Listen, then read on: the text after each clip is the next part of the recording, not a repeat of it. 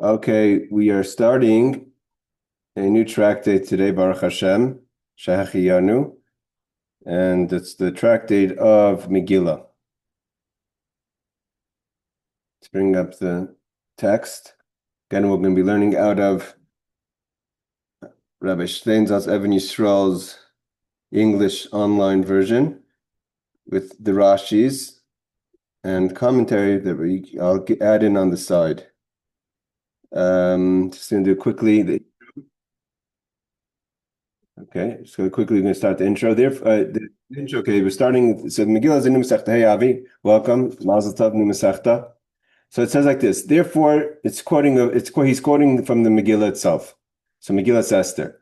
We're going to learn throughout. We start off with the laws of reading the Megillah, but throughout the tractate, we're going to go into the story of Purim as well.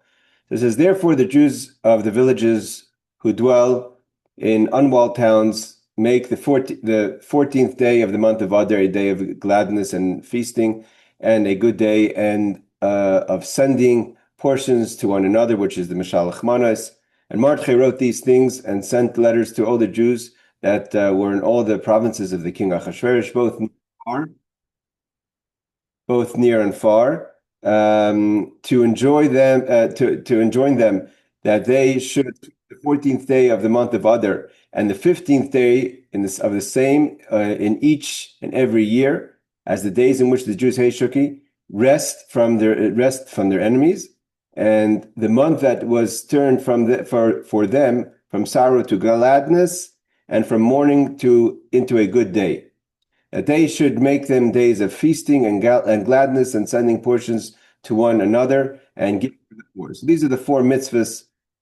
These are the four mitzvahs of, this is all quoted from Esther 9, which is the end of the story. Hey, Ariel, welcome, and Shuki, New Masechta. So we're just doing the quick intro from Rabbi Steinsaltz. He quotes from the Megillah the idea about the difference between the walled cities and the unwalled cities if we celebrate the 14th or the 15th of the day of Purim. Meaning to say, the question we're going to see that we analyze is first of all, the first Mishnah goes into the different laws of when we read the Megillah.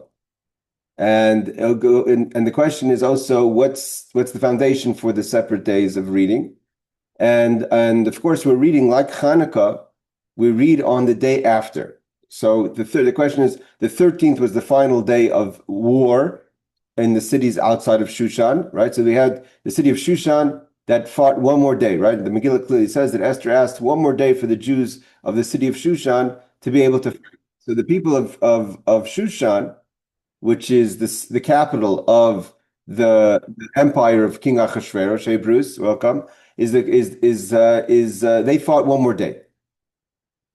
So the people of Shushan fought one more day. So therefore they only rested on the 15th because they were fighting on the 14th. The rest of the Jewish people across the provinces of Achashverosh, meaning throughout the Persian Empire, they completed their fighting on the 13th, so they rested on the 13th, so they rested on the 14th. Now the question is how based on that fact that there was 2 days of resting, how do we establish the holiday? So that's what we're going to kind of go into, and a little bit the commentaries, it's not so clear of if what we learn in the Mishnah is agreed upon in other sources of Torah, like the Medrash, etc. But let's just finish the intro, we might as well. The Jews confirmed and took upon them and upon their seed, this is all quoting from Esther, and upon all those who joined themselves, meaning the converts to them, and it shall not pass that they would, and it shall not pass that they would keep these 2 days according to their writing and according to their time in every year, and that these days should be remembered and observed throughout every generation, means to keep the holiday of Purim. Every family, every province, and every city, and that these days of Purim should not cease from amongst the Jewish people, nor the memorial of them perish from their seed. So this is the idea of Esther. So this is 9:19, chapter 9:19, and chapter 9:27. So Mordechai established the holiday, and the Jewish people accepted upon themselves the holiday. Just this line that it says that Purim should not cease from among the Jews is the basis for how we know that Purim is one of the holidays that will not cease even in the times of Mashiach. There's a question if what holidays will be celebrated in the days of Mashiach. It's clear Purim, and then according to most opinions, Hanukkah will also be a holiday in the times of Mashiach. Okay, that's the idea that the Torah and that's hinted in the Megillah that says Purim shall not cease among the Jewish people. Okay, so he says like this: from the time of the origin of the holiday of Purim has always been celebrated at different times and different locations. As the Megillah itself states, only the Jews of the villages that dwell in unwalled towns celebrate Purim on the 14th, which is known as the regular Purim of Adar, which is in the month of Adar. On the other hand, residents of walled cities, and this is still today, like Jerusalem, we'll see in a second, is considered a walled city, celebrate Purim on the 15th of Adar. Additionally, in ancient times, the sages instituted that the Megillah may be read, the Megillah. It doesn't. You have to remember there's two separate ideas here. There's one is the reading of the Megillah and the celebration of Purim. It's not the same thing. For instance, we have even till today times that we read the Megillah at a different time of celebration. For instance, in Jerusalem, we could still, or in the 15th could still fall out on Saturday. The 14th today, according to our calendar, will never fall out on Saturday. So it's not possible for people who live outside of the walled cities to experience what we call a 3-day Purim, because Purim will never fall out according to the set calendar on a Saturday, on a Shabbos Kodesh. However, in Eretz Yisrael, in Yerushalayim, till today, the 15th, quite often falls out on Shabbos, I think in an unproportional amount of times. So, which means that we don't read the Megillah on Shabbos. We'll see why. So we read the Megillah on Thursday night, Friday. And the question is, but it doesn't mean we celebrate Purim on Thursday night, Friday. We celebrate Purim, parts of Purim on Shabbos and parts of Purim on Sunday. So too, in this additional ancient time sages instituted, the Megillah may be read by residents of some locations at other times. Doesn't mean that they celebrated Purim on those times. It just means that they read the Megillah on those times. The residents of villages were permitted to advance the reading of the Megillah to a day in gathering the Monday or Thursday preceding the 14th of Adar. We're going to see in a second what's the definition. That they would come in, the people who lived in small villages where there were no minyanim, there were no congregations, so they couldn't rely on a local synagogue because they didn't live in a local community. They would gather into the cities on Thursdays and Mondays. We'll see why, for various reasons, whether it was for business or also just to listen to the Torah. Not also, just, but that was part of the Takon of Ezra was to listen to the Torah twice a week, aside for the Shabbos and Mincha, and therefore they would read the Torah. They would come into the minyan for Thursdays and Mondays. So if they're already coming into the community, to the minyan, on Thursdays and Mondays, the rabbis allowed them to do the Megillah as well at that time, because otherwise they wouldn't have a minyan. That's the basic understanding. The allowance was made for the benefit of the villagers who would customarily travel to large towns on these days, meaning Mondays and Thursdays, when the courts were in session. So one reason is that if they needed to go to courts, the courts were in sessions. The markets were open for business. The Torah was read during the prayer service. Again, so there's Torah, courts, and business, meaning the markets. Chapter 1 addresses the details of this institution. That means the idea of when do we read the Megillah, as well as related topics such as when to read the Megillah when Purim occurs on Shabbos. This chapter will also clarify the criteria for walled and unwalled cities with regard to reading the Megillah. This includes a description of the physical characteristics of a walled city, as well as the discussion of when the city needs to have been surrounded by a wall. It means if I have a walled city today, a walled city, is that considered, do they read on the 15th? Or what's the date that establishes a walled city? And does the wall still have to be standing? In order for the Megillah to be read there on the 15th of Adar.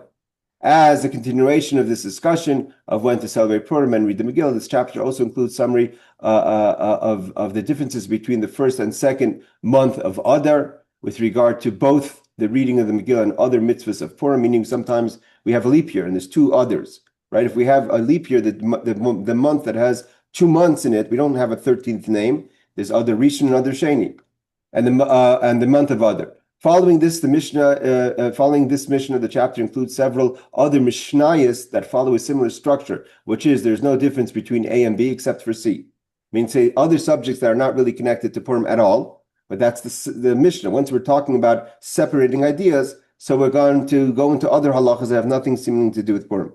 These Mishnayos are related to the previous Mishnah in form, although they're not thematically connected to the rest of the chapter or to each other. Finally, the chapter includes extensive Agadic expeditions of numerous verses from the Megillah. So again, we're going to explain some parts of the Megillah. Okay, so now we're starting the first Mishnah. The Megillah typically is not a difficult Masechta. My friend Srili, shout out to Srili, who does Daf Yomi online, great guy here in Yerushalayim. I asked him for a suggestion, so he said Megillah is a great Masechta, but it's also a little lighter than, let's say, Sanhedrin, what we learned last time. But the first Mishnah is a lot of commentary because there's a lot of questions about the law that we discuss here about how we celebrate and what's the idea of Purim. So we're going to try to put in as much as we can. It seems to be much more of halachic insight than we had maybe in Sanhedrin, because a lot of these questions are actually questions that apply to us when we celebrate Purim. So the Mishnah says like this: Megillah Nikreis b'chadasar.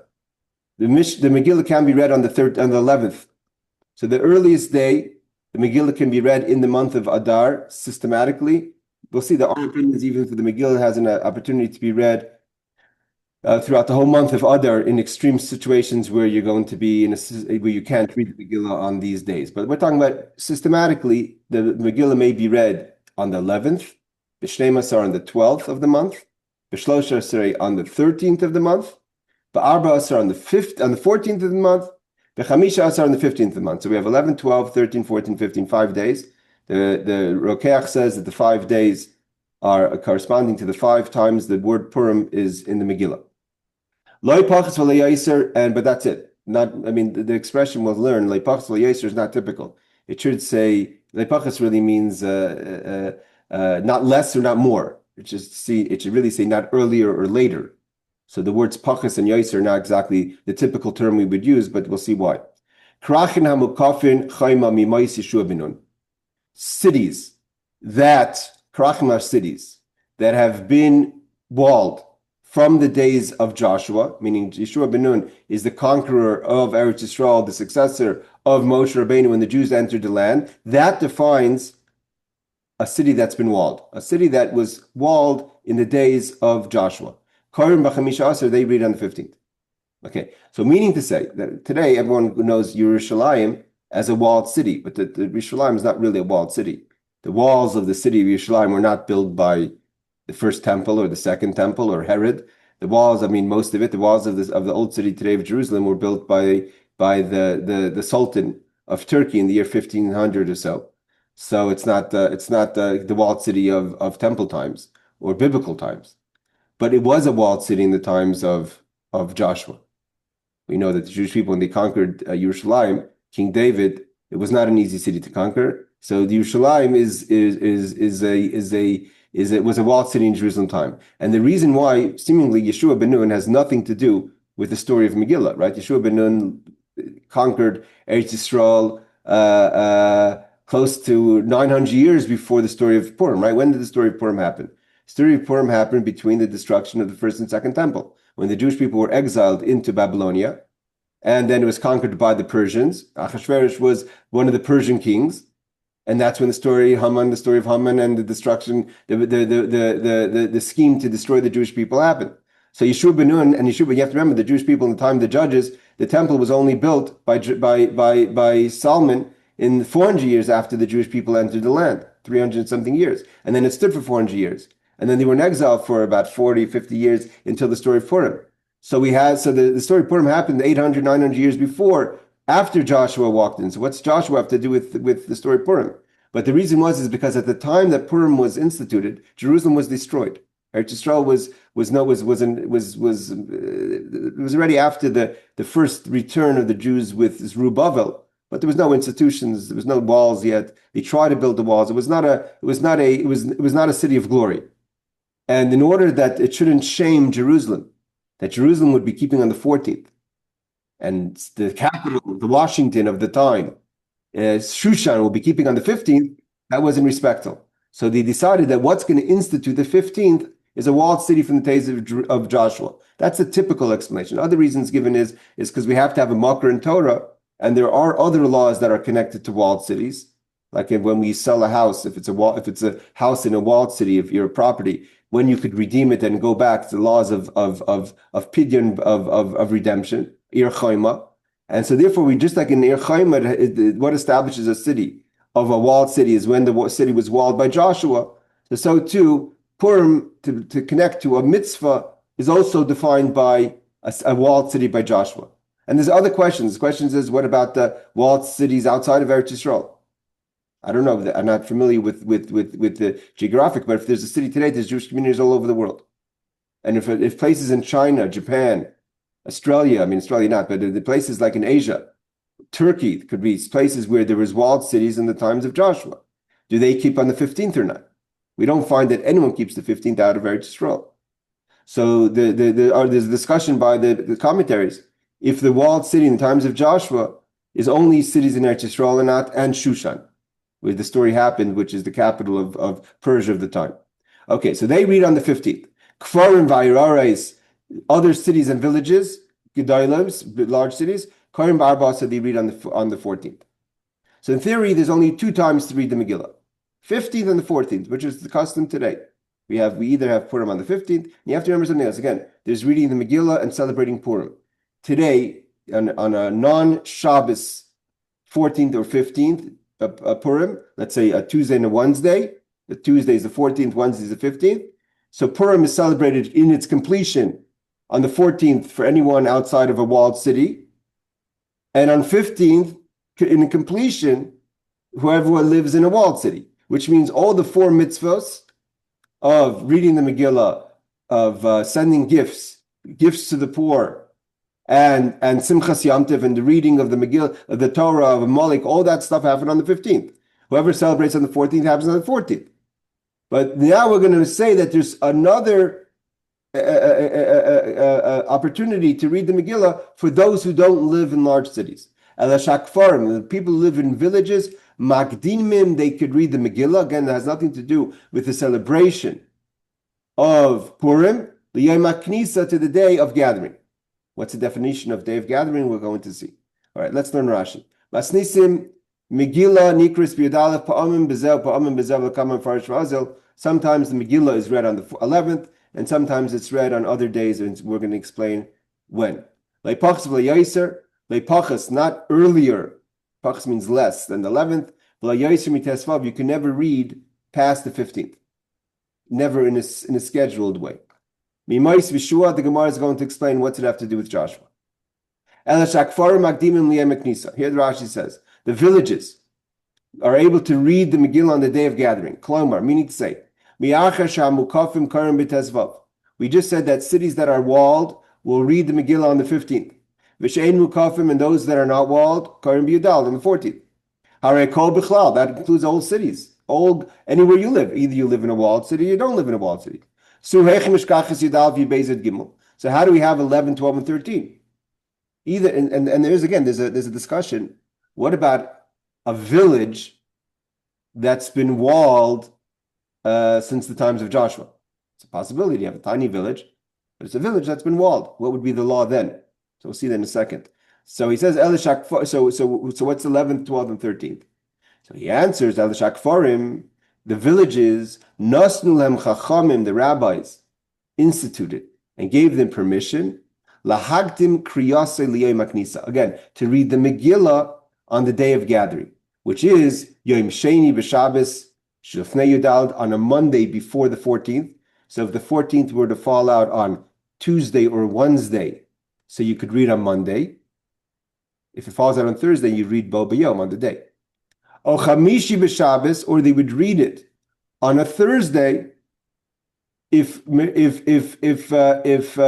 Purim were to fall out, in theory, on Friday or Shabbos or Sunday. Okay, is Yom Chamishi B'Shabbos Shu Yom Knisa, a day of gathering, Shakfar Miskansin Layaris, because that's a day when the people of the village go into the cities. Why would they go to the cities on a Monday or a Thursday? For a mishpat, if they have any kind of court proceedings. The custom was that courts were open on a Monday and a Thursday. Ketakanas Ezra, as Ezra says, and is brought down in the Gemara Baba Kama. And so here's Rashi says his opinion. This is where Rashi goes in. Why can't he just read in the village? So he says because the people who live in the village, Einum Bikiin Nikreis, they couldn't read, they weren't educated. They didn't know how to read the Megillah. Someone had to read it for them. Someone in the city. I was telling someone who called me up recently and says he needs a Chabad. It's a custom that if you're in Avelis, if you're in the year of mourning for your mother or father, so it's customary to try to get maftir, try to get the maftir on Shabbos. Not everyone has that. In Chabad, they're strict with that. So I told him, I said, it's not easy because there's locals who have to get maftir. So I said, listen, I have a minyan that I know. That's an 8th minyan. That's an early morning minyan.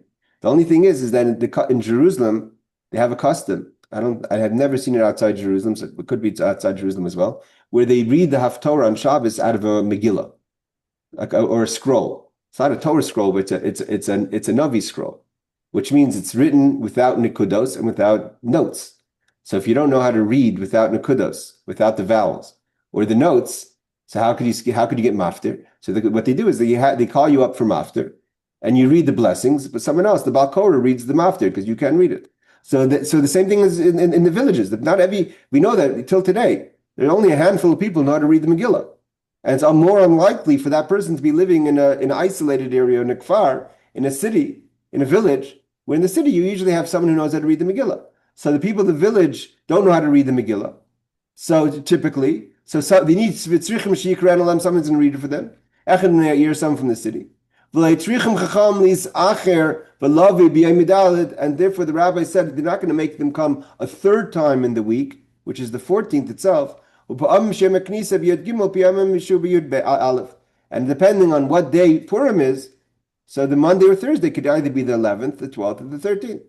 So therefore they could read it on the 11th. And again, if Monday or Thursday were to fall out on the 14th, so then they would be there anyways. Okay, let's see what Rabbi Steinsaltz says. Then I want to just add a few more commentaries. So the Megillah is read. The early authorities ask, why does the Mishnah state the Megillah is read and not we read the Megillah? So the wording is it should say that the Hebrew would be Megillah Nikreis is read, but it should say we read, Koirim. It should say Megillah Koirim, we read it. So the Ritva, we're going to be introduced to a few more commentaries that we didn't have in Sanhedrin. Evidently, from what I'm seeing so far, the Ritva has a lot to say. The Rashba, these are people we didn't see the commentaries of the Ritva and the Rashba so much in Sanhedrin. These were all Rishonim that lived in around a little after the Rambam's times. Most of them lived in Spain. The Ritva, I believe, lived in Spain. The Rashba for sure lived in Spain. Bruce maybe knows there's a family in Seattle in Sud Park called the Ben Aderet family. They're direct descendants from the Rashba, of Shlomo Ben Aderet. So these are the commentaries we're going to see more in the Megillah. So the Ritva explains that the Mishnah uses this formulation because the obligation that applies to each individual is not to read the Megillah, but rather to hear the Megillah. So the mitzvah is, which is an important emphasis, the Ritva is saying the obligation of the person is to hear the Megillah being read. Obviously, you could hear it by reading it, but you have no obligation to read it. Some suggest that this wording is used to teach us there's no obligation to read the Megillah on all of these days. Rather, the Megillah is read in each location only on these days. Meaning, if we would say Megillah, Korim Megillah would mean that we read it each of these days. Nikreis means, the Hebrew would kind of make it more clear that it's read on one of these 5 days. Lo pachas v'lo yoser means not earlier nor later. The phrase literally means not less or not more. Right? So I said the wording is not right. It should say lo lifnei v'lo la'acher. So what's the lo pachas v'lo yoser? So the commentaries understand this is referring here to the number of days on which the Megillah is read. Ritva says. The author of the Rokeach notes that there's an allusion to this in the fact that the word Purim appears 5 times, like I mentioned before in the book of Esther, corresponding to the 5 days established by the sages to read the Megillah. The author of Rishon LeZion writes that the key elements here are the words not later. If the Megillah was not read in its proper time, there's no possibility to make it up afterwards. Okay. Now he's going to go into the discussion of Mimais Yeshua Benun.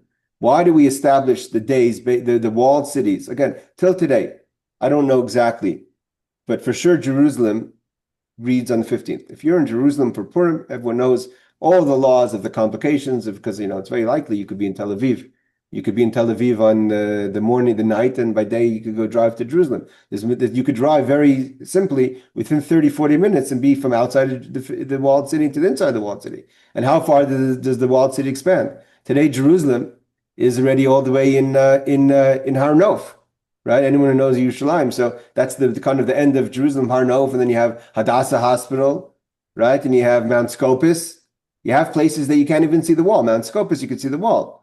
But you have places of Yerushalayim today that, and if you wait another 5 years, Beit Zayit, they're almost, and Motza are going to be part of Yerushalayim. I was walking to synagogue about a year ago, Shul, and I met this couple. They asked me where the Kotel is. An Israeli couple. I said, "So you've never been to the Kotel?" He goes, "We don't go often." I said, "Where do you live?" He says, Beit Vegan, Beit Vegan. Beit Vegan is next to opposite Har Herzl, which is the military cemetery. Unfortunately, people have been erased recently, all the soldiers that were killed in the war. So opposite Yad Vashem, or next to Yad Vashem. So the museum of the Holocaust Museum. So today that's part of Yerushalayim. And you have way past that. You have all the way past to Hadassah Hospital, Kiryat Menachem, etc. And he told me when they were growing up, Beit Vegan was not part of Jerusalem. It was its own little village outside Jerusalem because Jerusalem kind of ended by Shaare Tzedek Hospital or before, by Nayot, and there was kind of a forest in between. But today Jerusalem is expanding. So how far does the Jerusalem expand for the 15th? Not everyone agrees about that till today. Okay, so it says like this: the main reason that the status of the city as walled or unwalled depends upon the times of Joshua is to show honor to Eretz Yisrael. So, like I said, why? In those days, meaning in the days of Achashverosh, the cities of Israel were unwalled cities because of the destruction of the temple. Yet it would not be befitting to consider them as having a status of unwalled towns for the purpose of the reading of the Megillah, because Eretz Yisrael is more special. How could you have Shushan celebrating on the 15th? It'd be like New York City having something special, more special than Jerusalem today. It wouldn't be appropriate. Therefore, the status of each city is determined based on whether it was a walled city in times of Joshua, son of Nun, means the successor of Moshe, even if the wall was not standing presently. Again, the wall we have today is not a wall that was in the times of even the Second Temple. It's a wall that was put up only 500 years ago, which means to say about 1,500 years after the destruction of the Second Temple. This is also the understanding in the Jerusalem Talmud, not just in our Talmud, meaning the Babylonian Talmud, as well as the Rambam. Some suggest that since it was Joshua who began the process of wiping out Amalek. Okay, so what is one of the stories of Purim? One of the stories of Purim is that we deal with Haman. Haman is a descendant of Amalek, very much connected to our Torah portion of these weeks, because Eliphaz, who the Rashi tells us robbed Yaakov of all his possessions, who was the son of Esav, the grandson of Yitzchak, is the father of Amalek, the great adversary of the Jewish people. Who was the first one to face a battle of Amalek was Joshua in the beginning of Parshas Beshalach, end of Parshas Beshalach. After we crossed the Red Sea, before we went to Matan Torah, there was the first battle with Amalek. We had another one later. So Joshua was the first to fight Amalek. So in respect to that, that's the beginning of the confrontation with Amalek, which culminated, which was completed, really came to its sea in the story of Purim. So therefore, that connection is why we connect the walled city. The determination of a walled and unwalled city with respect to Purim was made dependent upon this time. The Ran, Ritva, Miktam, I think, Meiri, citing the Medrash. Okay. So how does this work? The Mishnah continues. Keitzat. Let's say the 14th of the month of Adar, which is the day of Purim for unwalled cities, would fall out on a Monday. So how do you read the Megillah? Kfarim, the villages, Vayaris, and the cities, Gedalas, large cities, Karim Baibiyam, they read on that day. It means the 14th Monday, so everyone's happy because it's a gathering day on the day. Umakafes Chaima, what about a city that's surrounded with a wall? When would they read the Megillah? Again, the Gemara, the Mishnah is talking about when you read the Megillah. But like I said a few times, the 15th you celebrate Purim, the whole Purim on the 15th, not just the Megillah. Umakafis chayma lemachar would be the day after, which would be Tuesday, because they read on the 15th. Chali is b'shlishi. What about if the 14th falls out on Tuesday or Wednesday? So kfar makdim knisa, the villages do it on Monday. So the Monday would be either the 13th or the 12th. Vayaris in the village cities, Gedalis Karim by Biyam, again, they read it on the day, Tuesday or Wednesday, which is the 14th in Makafis Chama, and a walled city would read it Lamachar on either Thursday or Wednesday, depending on when the 14th falls out. Chali is Bechamishi. What happens if the 14th falls out on a Thursday? So Kfarim, the villages, Vayaris, Gedalis, and the big cities, Karim by Biyam, again, they read on the 14th itself. Makafis Chama Lamachar, and walled cities we'll read it on Friday, which is the 15th. Now, what happens if Purim falls out on Erev Shabbos, on Friday? So then you have Thursday night, Friday. Again, that can happen. And you have the Megillah has to be read. So Kfarim Makdim Miyay Maknisa. The villages come to read it on Thursday, because Friday they don't come to the cities. Vayaris Gedailais, the big cities. Also, now you have to include the walled cities, Karim by BM on the 14th. So now is the first time that the walled city has to also change its date, because we're not allowed to read the Megillah on Shabbos.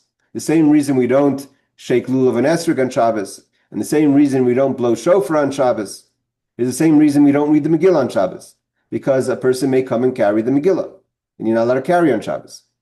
So therefore, you can't read the Megillah on Shabbos. So when would you read it if Shabbos falls out on the 15th? You'd read for the people on the 15th. The walled cities would also read it Thursday night, Friday. So Rashi says, Chol arba asal yes be'erev Shabbos. What happens if the 14th falls out on a Friday? Ayaris u'makavos chaim ekarim by miyaim. The big cities and the walled cities read it on Friday. She'ein kriyas the Megillah b'Shabbos. We can't read the Megillah on Shabbos. Why? Because you may carry it. And you can't carry in Shabbos. Again, the same reason we don't do Megillah or Lulav and Esther. So why don't we just read it on Sunday? To have a kind of a separate day. Then you would be reading on the 16th. And the verse, we have another verse that says, you're not allowed to go past.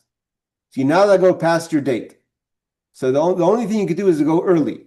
Because the Megillah itself says you can't go past, so therefore you have to always go a day earlier. Now, what happens if the 14th, again, our calendar doesn't allow for this. So this scenario would not happen in our calendar system because the 14th never falls out on Shabbos. But let's say Choli is b'Shabbos. Let's say again, we have to remember the Jewish calendar we learned is in Rosh Hashanah. The Jewish calendar is a lunar calendar. The actual lunar month is 29 and a half, about a little over 29 and a half days. The problem is we don't have half days. So sometimes we have 30 days of the month and sometimes we have 29 days of the month. For instance, the month of Tishrei was 30 days and the month of Cheshvan was 29 days, right? We just celebrated Rosh Chodesh, it was only one day. So we have sometimes, and the system basically, as we learned, is there's never more than 8 and 4. Means you can't have if you do every month 29, so you're going to end up missing days of the year. So, but some years have more leap months than others. So we always have a few months that we could play with, where we add a 30th or take away a 30th. So we could always maneuver one day to maneuver that the 14th shouldn't fall on Shabbos. It's not so complicated. And it goes with other things that we don't have. We don't have Yom Kippur on a Sunday. Yom Kippur never falls out on Sunday. You never have Saturday Erev Yom Kippur. So let's say this, Choli is b'Shabbos. What happens if the 14th, but in the days of temple times, it could have happened. Because then there was no set calendar. And they had whenever the witnesses came and said, this is when they saw the new moon. So Choli is b'Shabbos if the 14th falls on Shabbos. So Kfarim Vayaris Gedailas. So now the villages and the big cities can't read it on Shabbos because now they're reading Megillah on Shabbos. So Makdim and Mekarim Liyam Knisa. Everyone goes back to Thursday. Meaning even that we don't read on Friday. Because in theory, we should read Friday for the big cities, Thursday for the villages, and Sunday for the 15th people. But no, the 14th people go back to Thursday. And Sunday is for the walled cities. Cholius Acher Shabbos. What happens if the 14th falls out on a Sunday? So this is the scenario of the 11th of the month. So Kfar Makdimim Liyem Knisa. So the villages read on Thursday. So we have Sunday is the 14th, so Shabbos is the 13th, Friday is the 12th, and Thursday is the 11th. So that's the only scenario that we would read on the 11th. And the big cities will read it on Sunday, and the walled cities will read it L'machar, which is on a Monday. Let's see quickly Rashi.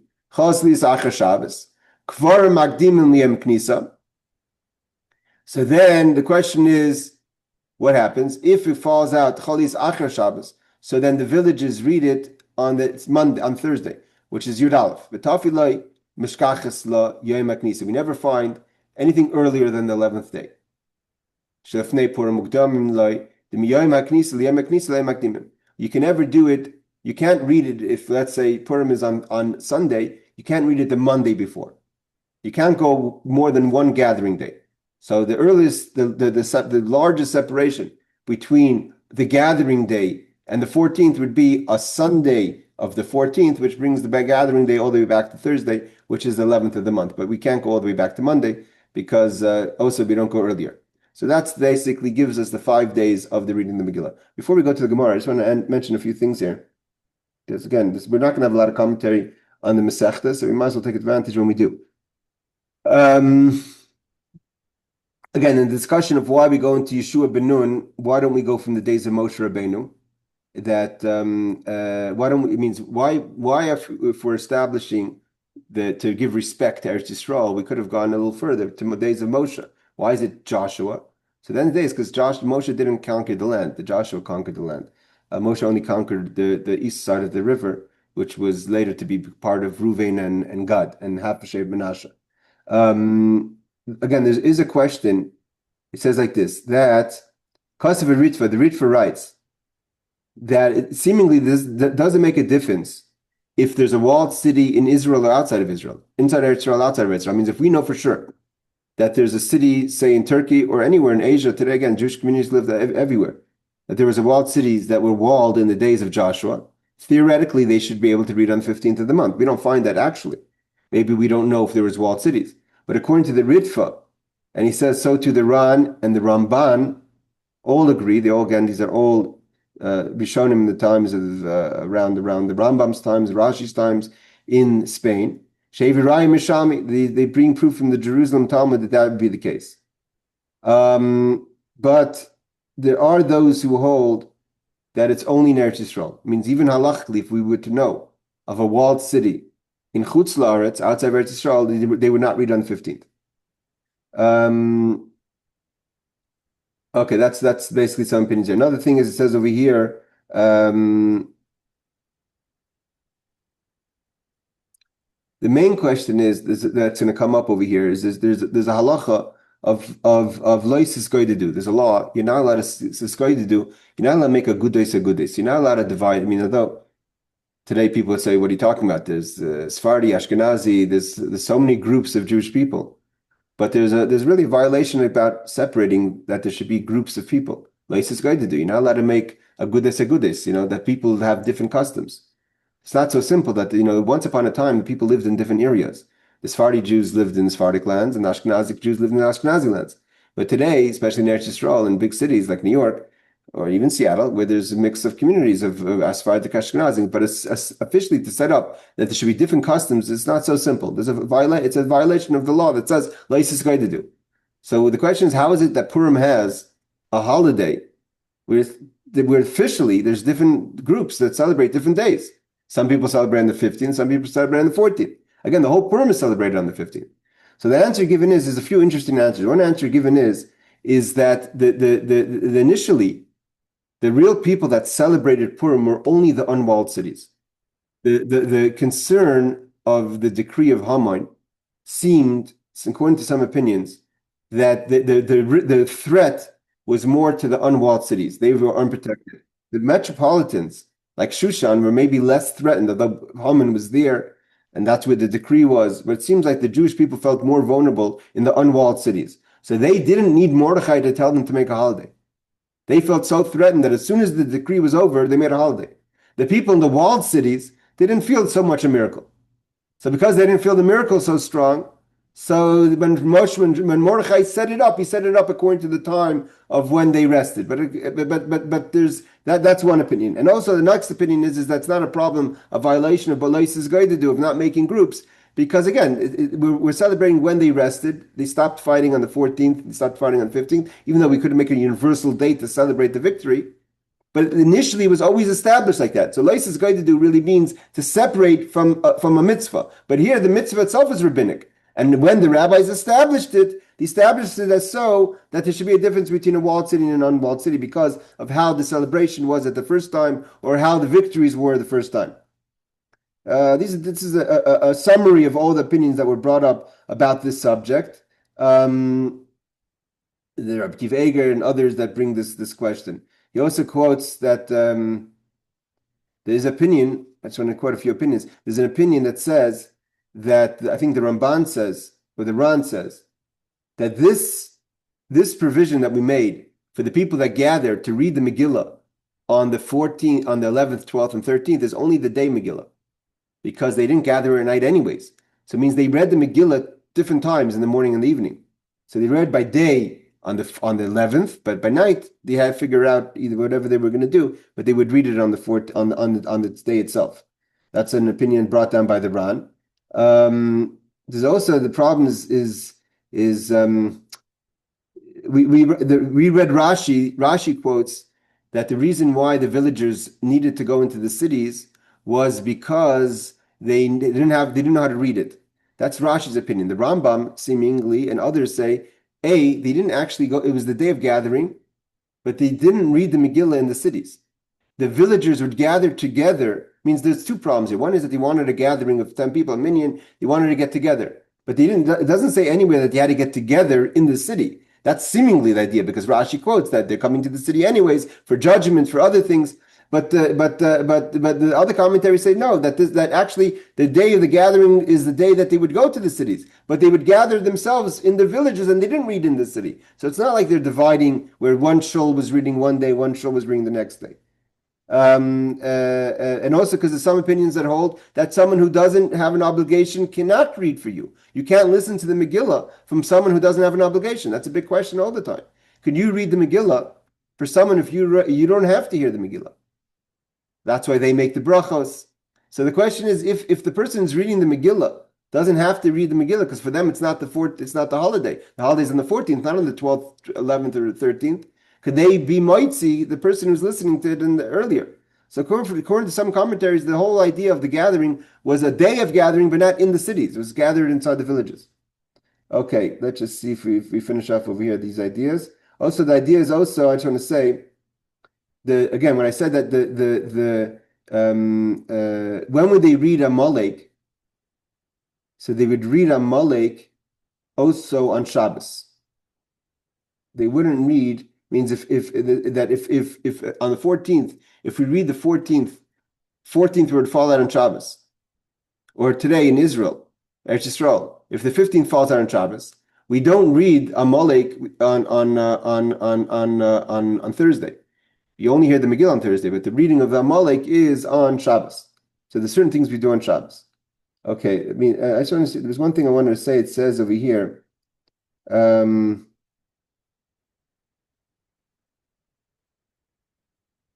about the poor people. The idea is for the tzedakah. Where did I see that? Hold on a second.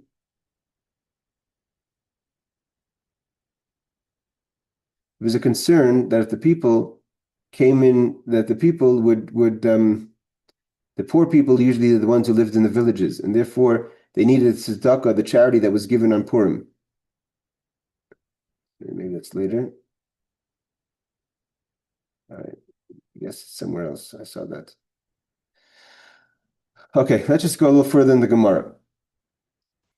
The Gemara says like this: Megillah Nikreis b'chadash Rabbi Nolan. How do we know? What's the proof that you could read the Megillah on the 11th? It means again, what would be the scenario if Purim falls out on Sunday, on the 14th? So then they would gather on the day of gathering would be on on the Thursday, which is the 11th.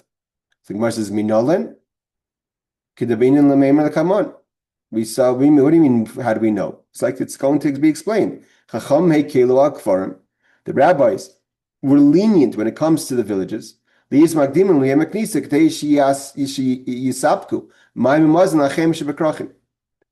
from the Gemara itself, it doesn't seem clearly if they're reading on the day of that we want them to come into the city, so they should bring the water. It means the people in the villages were not just people that came to the village the villagers were coming to the city to take, but they were also giving.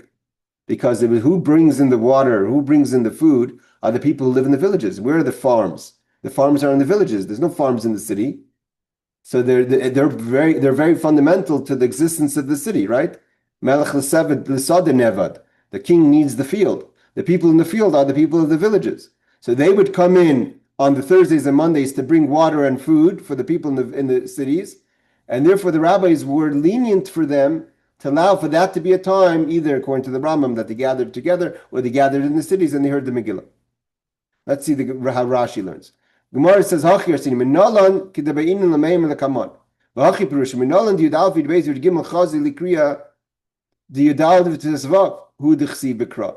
The question is, how do we know that you could read on the 11th, 12th, and 13th? The verse that we quoted in our intro says that there's villages of 14th and the 15th for walled and non-walled cities. Where do we ever see this provision for the 11th, 12th, and 13th? The Gemara answers, you're asking a question? It's not an obligation that the villagers must listen to it on the 11th, 12th, and 13th. The villager cannot have their own shul and daven and make a minyan if they could read on the 14th. It's a kula. The rabbis were lenient because they live in the villages, and like according to Rashi, they're going to be coming on a Monday and Thursday to bringing provisions, water and food. So the rabbis are giving them a leniency that they can if they want to. There's no obligation. The Megillah is telling us when's the obligation to read. The walled cities read it on the 15th. The unwalled cities read it on the 14th. And on top of that, the rabbis made a provision for there to be a leniency for the villagers to do it on a Monday and Thursday. So Rashi learns that here a different explanation. That not because they're going to come in on Monday and Thursdays and bring food, so therefore we wanted them to continue to bring the food on their appropriate time. Actually, that the rabbis were being lenient. They have there's a thing in Yerushalayim called I don't know, maybe it's only Yerushalayim. I heard in Yerushalayim called Terach's Minyan. It says Vayashkem Avram Baboker. Avram wakes up early in the morning, and from here we have the Netz Chevra, the people who like to daven with the rising of the sun.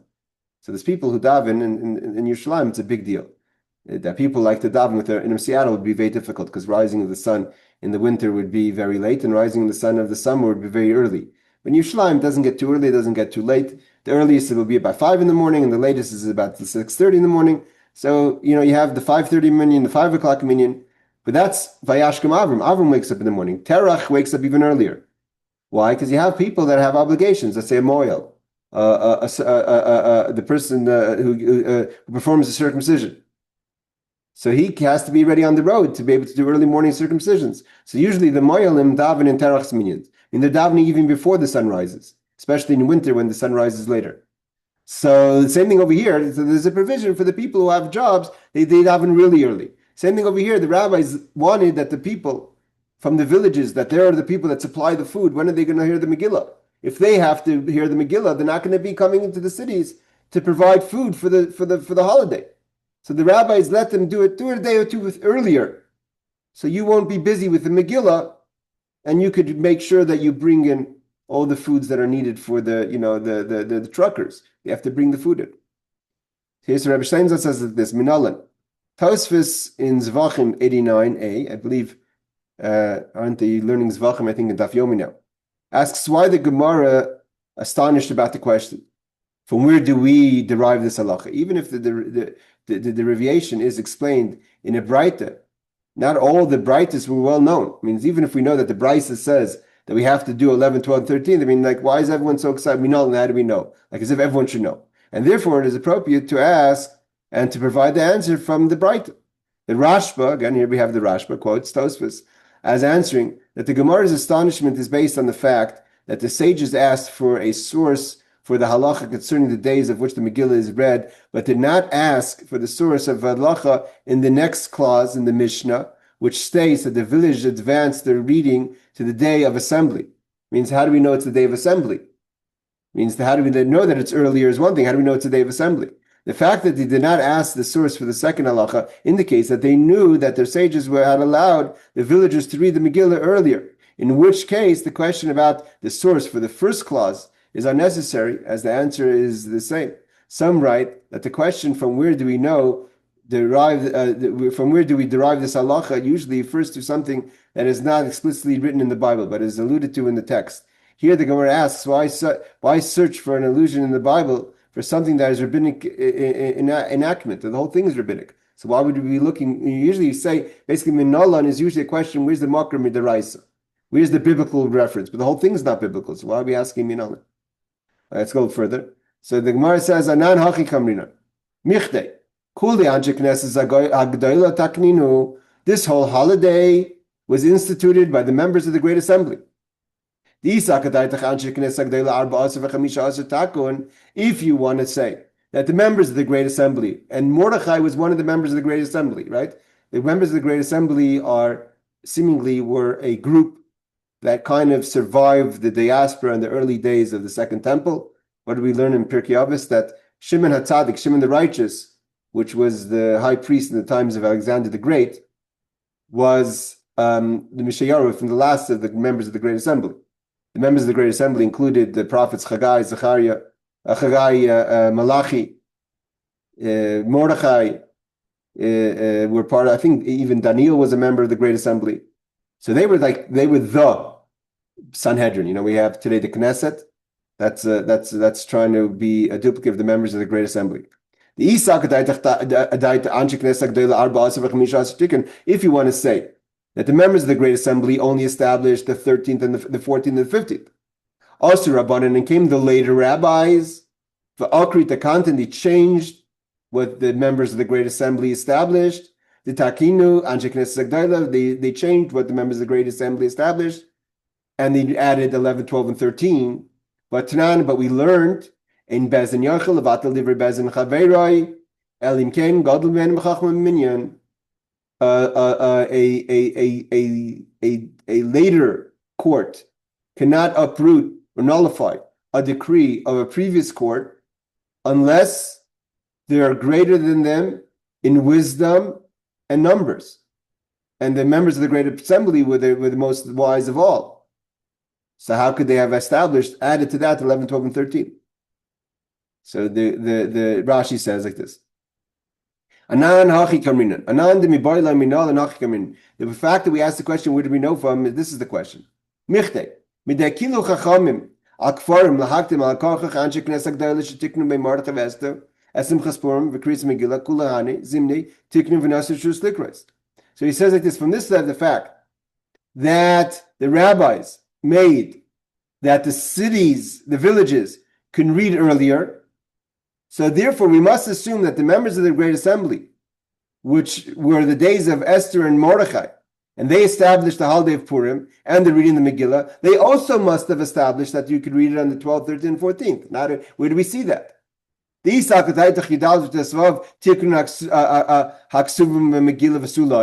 you want to say that the rabbis in the Megillah only means the members of the Great Assembly only established the 13th and the 14th and the 15th, how could the later rabbis?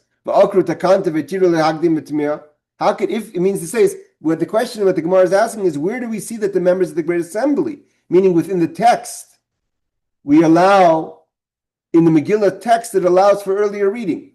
Because if the members of the Great Assembly only established the 14th and the 15th, means to say that the rabbis who came after the members of the Great Assembly changed that and added the 11th, 12th, and 13th.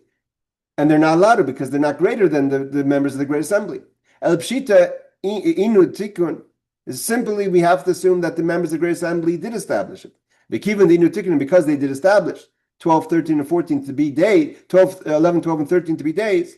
Ramazinu b'Megillas. Esther, we have to find a hint to that in the Megillah. And therefore the question is, where do we see in the Megillah a hint? Because the Megillah only mentions the 14th and the 15th. But there must be a wording in the Megillah that hints to this allowance for the 11th, 12th, and 13th. So he says, Rav Steinsaltz says like this: the members of the Great Assembly, the exact role and composition of the group known as the members of the Great Assembly is unclear.